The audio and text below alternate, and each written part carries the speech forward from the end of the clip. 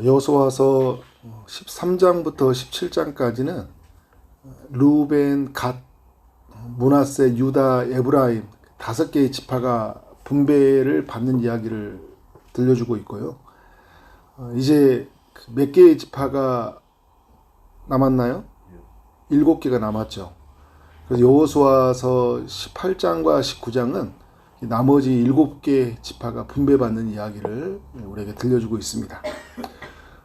오늘 이제 읽었던 18장은 3개의 이야기로 구성이 되어져 있는데, 첫 번째는 이제 1절 내용이죠. 실로에서 성막을 세우는 이야기를 소개해주고 있습니다. 성막이 어디에서부터 세워졌었죠? 시내산 아래에서 세워졌잖아요. 출애굽한 지 한 1년 정도가 지났을 때, 그때 시내산 아래에서 지어졌어요. 설치가 된 거죠. 이동하는 성막이죠. 성막은 이스라엘 그 12지파의 중앙에 있었고, 성막이 이동할 때 이스라엘은 이제 움직였어요. 이런 그들이 이제 가나안 땅에 들어왔잖아요. 가나안 땅에 이제 들어왔을 때 성막은 이제 어떻게 존재하냐라는 거예요. 실로에서 이제 세워지기 전까지는 정확하지는 않지만 그렇게 학자들의 이야기에 따르면 길갈에서 설치가 되어 있지 않았을까. 그러니까 요단강 건너왔던 기념비도 세우고 할례도 행하고 처음에 건너왔을 때 유월절도 행했던 그 길갈에서 설치가 되었을 것이다. 이렇게 추측을 해요. 오늘 이제 18장에서 공식적으로 언급을 하는 거예요. 실로에서 성막이 설치가 된다. 그러니까 이 실로라는 땅에서 한 300년 정도가 이제 성막이 설치되어 있어요. 나중에 이제 또 여러 경로로 이동을 하다가 다윗의 때 성전을 짓기로 하고, 그리고 이제 솔로몬 때 성전이 이제 완성이 되어지죠. 그때 이제 이런 과정들이 있어요. 근데 이 실로라는 지역이 휴식, 안식 이런 의미를 담고 있거든요. 그 지역의 이름이. 그래서 여러분 이제 여러 지역적 의미를 선포하고 있는 거예요. 그러니까 모든 전쟁이 지금 맞춰졌잖아요. 가나안 정복 전쟁이. 정복 전쟁이 맞춰졌다. 그러니까 그건 뭐냐면 이 실로란 휴식과 안식을 의미하는 실로라는 이 땅에 성막이 설치되었다는 건 뭐냐면 이제 이 땅의 안식이 선포되었다라는 거예요. 그래서 여러분 가나안 땅을 안식의 땅이라고 하잖아요. 안식의 땅이라는 것은 그 땅의 제 세력을 정복했을 때 오는 거거든요. 여러분 우리도 그렇잖아요. 우리 삶의 안식은 죄의 세력으로부터 우리가 승리했을 때, 우리 삶 안에 그 전체 인생의 측면에서 의미적인 측면에서 우리가 안식의 삶에 들어간 거거든요. 그런데 여러분 우리가 살다 보면 안식을 못 누릴 때가 뭐예요? 여전히 그 죄의 세력이 무너질 때이잖아요. 그래서 하나님의 성막 대신 예수 그리스도 안에서 그분 안에서 죄를 승리하는 경험을 했을 때 우리가 어떻게 합니까? 안식을 누리잖아요. 그죠? 그 이스라엘 백성들에게는 이제 안식이 선포되었다. 그리고 이 안식을 주시는 하나님 앞에 우리는 나아가야 된다. 그리고 그 하나님을 중심으로 살아야 된다는 것을 알려주고 있는 거예요. 성막이 이제 이동해 갈 때, 이스라엘이 이동할 때 성막이 가장 앞서갔잖아요. 그건 이제 성막을 통해서 뭘 보이시냐면 하나님이 가장 앞서서 가신다. 하나님이 우리를 인도해 가신다. 그리고 12지파의 진 사이에 있었잖아요. 그거는 하나님은 이스라엘 백성의 공동체의 중심이 된다라는 것을 알려주고 있는 거예요. 여러분 우리의 삶은 이렇게 성막에 여러 가지 의미가 있는 거예요. 성막 대신 예수 그리스도, 그의 몸으로 세워진 교회, 그 안에서 우리는 성전, 성막이라는 교회를 이야기를 하잖아요. 거기에는 휴식과 안식이 있고, 그리고 그 하나님을 우리가 온전히 어떻게 해야 될까요? 이제 예배하며 살아야 되잖아요.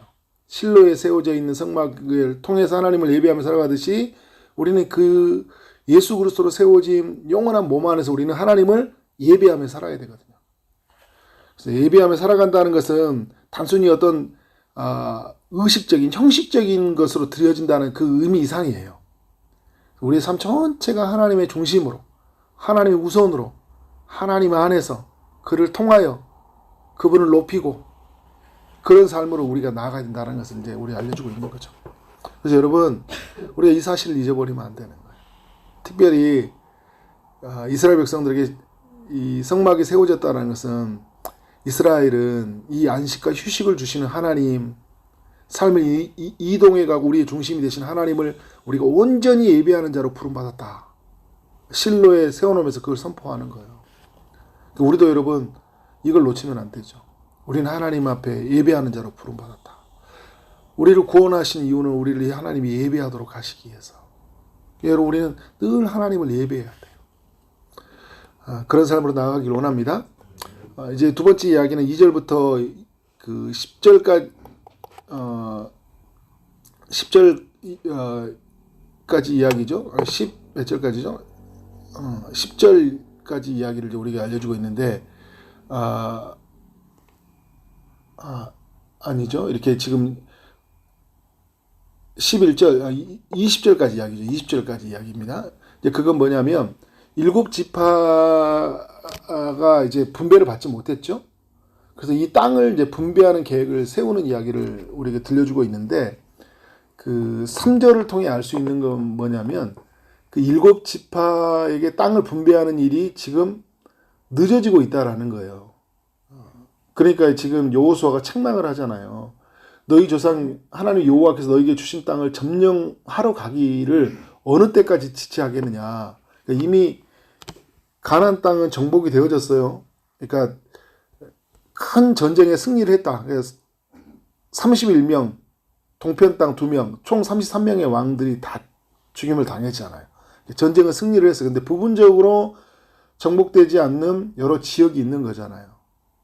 그런 의미에서 이제 그들의 땅을 정복을 하고 나가고, 그리고 그 땅을 이제 어떻게 차지해서 이제 분배를 받아가지고 거기 제 세력을 완전히 내몰고 어떻게 해요? 하나님 나라로 만들어 가야 되는데 뭘 하고 있냐면 그냥 지켜만 보고 있는 거예요. 전쟁은 승리하고 있는데 매우 소극적인 태도로 하나님 나라에 임하고 있는 거예요. 여러분, 우리가 하나님 나라의 부름을 받았는데 그럴 때가 있어요. 내가 뭘 해야 될지 모르겠는 거예요. 그런데 뭐냐면 하나님이 알려주시는데 몸이 안 움직여. 근데 그걸 해야 될 것 같은데 마음이 안 돼. 내적 동기가 안 돼. 막 뭔가 동기가 생겨질 때까지 기다리고 있는 모습이 있어요. 분명히 하나님은 하라고 하는데 몸이 안 움직이는 거예요. 열심히 내지 않는 거예요. 여러분, 이걸 뭐라고 하냐면 영적 게으름이라고 해요. 완전히 우리가 이제 하나님의 말씀도 들리지 않고 기도도 안 되고 하나님에 대한 인식이 안 생기는 걸 영적 침체라고 해요. 근데 하나님도 알고 그의 명령, 그의 사랑도 다 아는데 움직이지 않는 걸 뭐라고 하냐면 영적 게으름이라고 해요. 근데 지금 7지파가요, 영적 게으름에 빠져 있다라는 것을 우리가 알 수 있어요. 아무것도 하지 않아요. 그러니까 갈렙의 이야기를 통해서 이렇게 적극적으로 취하잖아요. 이 산지를 내게 주소서. 그냥 여러 핑계만 대고 그냥 시간만 보낸 채 그냥 머물러 있어요. 그리고 하나님이 하신다 이야기를 해요. 여러분, 하나님이 하신다는 이야기는 너무 중요한 이야기예요. 이건 우리의 신앙의 고백이거든요. 그런데 하나님이 다 하신다면 우리에게 말씀을 하시는데 가만히 있다. 그건 당신이 하십시오. 나는 안 하겠습니다. 이라는 것과 똑같은 거잖아요. 그죠? 그래서 여호수아가 뭘 하냐면 이제 각 지파에게 3명씩 뽑아가지고요, 땅을 조사하고 기록하게 한 다음에 이제 어느 땅인지 너희들이 이제 분배받을 땅이 어딘지를 정확하게 다 조사해 그 땅을 다 그려오라고 해요. 그러니까 결정하지 못하는 사람들을 그 결정장애라는 표현을 쓰잖아요. 아무것도 못하는 사람들. 그래서 이걸 뭘 보여주냐면요, 우리가 못하면 하나님의 사람들한테 도움을 받아야 된다. 그러니까 내 생각을 완전히 내려놓고요, 약간 좀 그때는 아예 수동적으로 이끌려가야 돼요. 어떤 수동적으로 그냥 시키면 시킨 대로 하는 거예요. 그러니까 여호수아가 말하잖아요. 3명씩 뽑아가지고 어떻게 해요? 땅을 조사하고 기록해와라. 다 그려와라. 그리고 뭘 합니까? 실로 하나님이 세우신 성막 앞에 모여가지고 제비뽑기를 하는 거예요. 그래서 여러분, 우리가 이게 뭔가 잘 안 될 때는 기다려 있지 않는 것도 중요한 자세이기도 해요. 그런데 여러분, 이게 시간이 지나도 막 내 마음에 뭔가 이렇게 내적 동기가 생기지 않아. 그러면 조금 하나님의 사람들이 또 이 여호수아를 통해서 이야기를 하잖아요. 그러면 길을 열고 어떻게 해요? 책망도 들을 수 있어야 되겠죠. 기분 나쁘게 듣는 게 아니라 책망도 들을 수 있어야 돼요. 그리고 바른 삶으로 나아가도록 권면해주는 이야기가 있을 때 어떻게 해야 될까요? 순종하는 거예요. 그래, 한번 해보는 거예요. 가보는 거예요. 그리워오는 거예요. 그리고 하나님께 맡기는 거예요. 제비를 뽑으라고 하잖아요. 그러면서 이제 세 번째 이야기가 우리에게 전달이 되어지고 있는 거예요. 그리고 10절까지가 이야기네요. 11절에 이제 이야기가 뭐냐면 이제 그 베냐민 지파를 위해서 어떻게 하고 있습니까? 그 베냐민 지파에게 기업을 이제 분배해 주는 이제 그 이야기를 해주고 있어요. 그래서 여러분, 이 이제 본격적으로 어떻게 이제 일이 이루어지고 있다라는 거예요. 7지파에 이제 분배가 되어지는 이야기를 보여주고 있어요. 그래서 여러분, 이렇게 시작이 되어졌다라는 걸 알려주고 있는 거예요.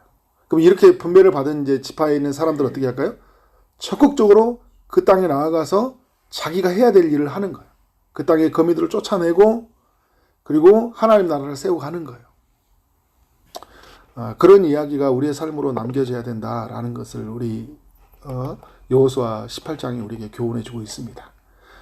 오늘 말씀대로 그렇게 지어져가는 우리의 삶이 되어지길 원합니다. 무엇보다 오늘 말씀을 통해서 우리 안에서 혹시 영적 게으름은 없는지, 내가 마땅히 하나님 나라에 부름받아서 해야 될 일들이 있는데 그것을 멈춰주고 있는지는 없는지를 살펴보고, 또 내가 하나님께 예배자로 부름받았는데 하나님을 온전히 예배하지 못하고 살아가는 모습은 없는지를 살펴보고, 그래서 말씀이 우리에게 요구하는 대로 그렇게 하나님 앞에서 믿음으로 살아가는 삶이 되어지기를 주님 이름으로 축원합니다. 네, 기도하겠습니다. 하나님 감사합니다. 여호수아 18장의 이야기를 통해 우리 모두에게 교훈하여 주시니 감사합니다. 주님, 우리가 예배자라는 것을 결코 잊지 않게 하여 주시고, 그래서 모든 것은 하나님 중심으로 또 하나님 1순위가 되어 살아가는 삶이 되게 하여 주옵소서. 그래서 하나님 우리에게 주신 그 휴식, 안식을 누려가게 하여 주시고, 이 세상에 줄 수 없는 그 기쁨과 그 감사와 열정을 누려가는 우리 삶이 되게 하여 주옵소서. 우리 안에 영적인 게으름이 없는지를 주님 말씀을 통해 살펴보게 하시니 감사합니다. 하나님, 소극적으로 대하고 열심을 내지 못했던 일들, 또 하나님께서 우리 가운데 주셨던 이 사명들을 놓고 살아갔던 우리의 삶을 돌아보고 다시 하나님 앞에 믿음을 가지고 살아가는 삶의 여정이 되도록 인도하여 주옵소서.